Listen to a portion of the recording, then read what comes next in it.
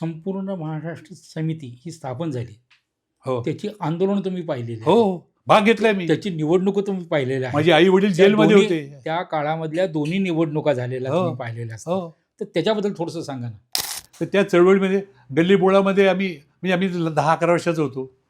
आमची आई काही संबंध नाही, पण काँग्रेस भवनच्या पाठीमागे रोकडोबा मंदिर आहे, तिथं तिने आंदोलन केलं. ते संयुक्त महाराष्ट्र झालं पाहिजे. तिला अटक झाली. ती 15 दिवस येरवड्याच्या जेलमध्ये होती. हे दिल्लीपर्यंत आंदोलन करत गेले होते भाऊसाहेब शिवळे, ते बाळासाहेब गीते वगैरे सगळे मंडळी. आणि त्या चळवळीमध्ये मी भाग घेतला आहे.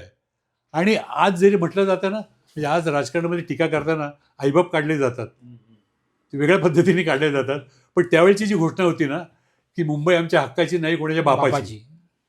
तर बाप तेव्हाही काढला जात होता, पण तो अशा पद्धतीने. तुझा माझा बाप नव्हता काढला. मुंबई आमची नाही, कोणाच्या बापाची. विधानसभा निवडणुकीतून ह्याचे काय परिणाम झाले होते त्यावेळेला?